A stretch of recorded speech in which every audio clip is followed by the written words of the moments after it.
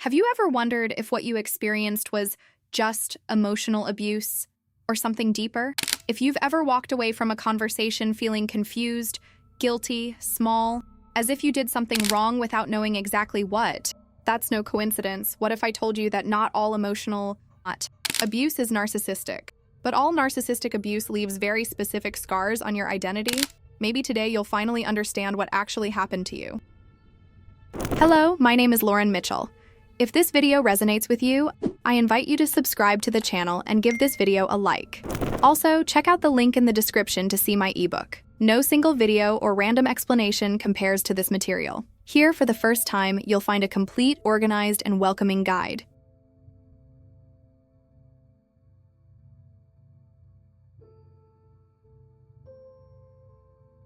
There is a silent difference that almost no one explains.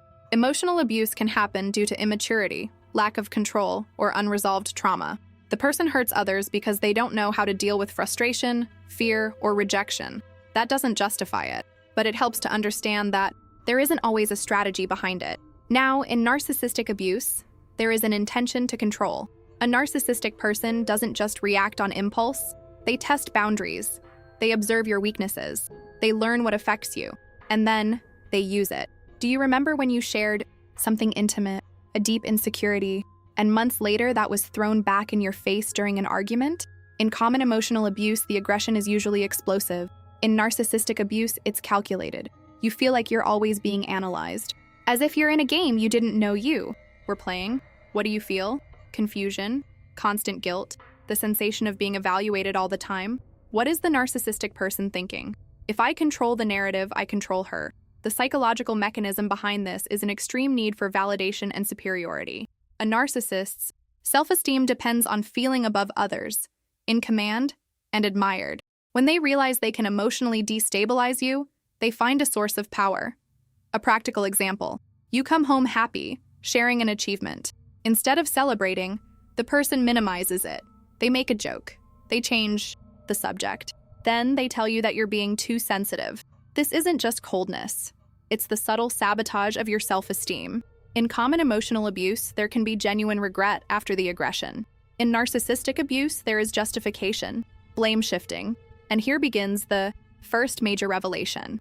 In narcissistic abuse, you aren't hurt by accident. You are weakened on purpose. And when you start to realize this, a lot of things start to make sense.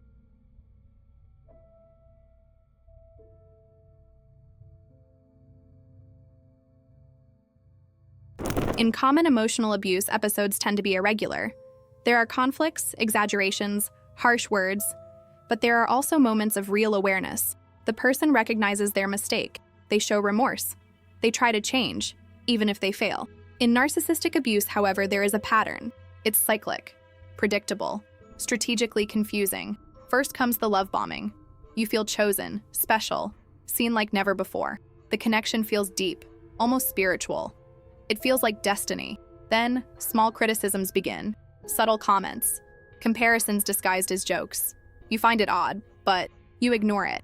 Next, a more intense devaluation phase emerges. Coldness, distancing, using silence as punishment, blame shifting. You try to fix something when you don't even know what it is. And when you start to pull away emotionally, the affection phase returns. Tenderness, promises. This isn't emotional instability. This is calculated intermittency. What do you feel during this cycle? Hope mixed with anxiety. Confusion mixed with longing. You start to become attached not to the person, but to the initial version of them. What is the narcissistic person thinking? If I alternate between reward and withdrawal, she won't leave. The psychological mechanism behind this is intermittent reinforcement, the same principle that creates gambling addiction. You never know when the next reward will come, and that uncertainty increases dependency.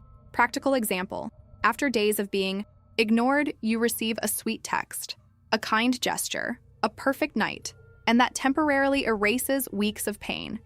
In common emotional abuse, conflicts don't follow such a precise script. In narcissistic abuse, the bond is maintained through imbalance. And here comes the second revelation. You didn't stay because you were weak. You stayed because you were trapped in a powerful psychological mechanism. It wasn't love keeping you there.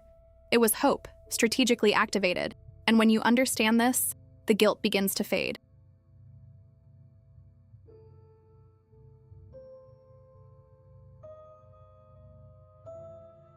There is a mark that deeply differentiates emotional abuse from narcissistic abuse. Emotional abuse wounds. It hurts. It can generate fear, insecurity, and sadness. But narcissistic abuse, it dismantles your identity. You don't just walk away sad.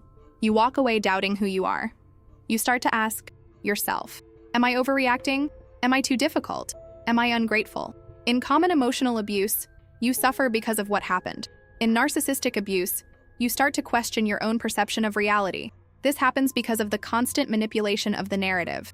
The narcissistic person distorts facts. They deny what they said. They claim you misunderstood. They say you're imagining things.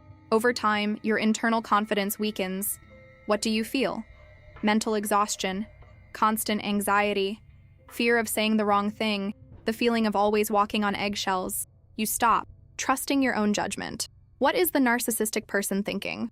If she doubts herself, she will never confront me. The psychological mechanism behind this is cognitive disorientation. Small, repeated distortions create massive internal confusion. Practical example. You clearly remember an entire argument. You remember the words. You remember the tone. When you try to talk about it, you hear, that never happened. You make things up. You're being dramatic. You start to review your memory. Maybe I did exaggerate. Maybe I misunderstood. And so, little by little, you drift away from your own truth. This is the third revelation. Narcissistic abuse doesn't just want to hurt you. It wants to disconnect you from yourself. Because a woman connected to her own intuition won't accept manipulation for very long. And when you start to regain confidence in your own perception, you start to rebuild your identity.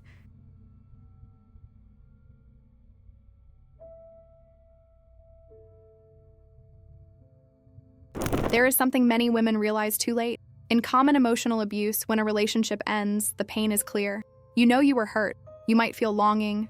You might feel regret, but you also feel relief. In narcissistic abuse, the breakup doesn't end the cycle. It continues inside of you. You replay conversations in your head. You question decisions. You feel a need to prove something. You feel a desire to explain things better, to be understood, to show that you weren't the problem. This happens because the bond created wasn't just emotional, it was traumatic. What do you feel? Emotional withdrawal, anxiety, guilt, a strange emptiness that seems to pull you back, even knowing that you suffered. What is the narcissistic person thinking? She is still connected. She still reacts. She still feels. For a narcissistic person, attention is fuel, whether it's love or rage. Indifference is the only thing that threatens their control. The psychological mechanism behind this is the trauma bond. The alternation between pain and relief creates an intense connection. The brain associates a small dose of affection with a sense of survival. Practical example, you decide to block them. Days later, you feel an almost physical impulse to unblock, just to see if there was a message, just to confirm that you still matter. This is not weakness. It is the effect of deep emotional conditioning. In common emotional abuse, there can be attachment, but there is rarely this sense of psychological addiction that is so intense and persistent. Here is the fourth revelation. You don't miss the person. You miss the promise that was created at the beginning. And that promise was used as bait. When you understand this, you begin to tell the difference between longing and an illusion.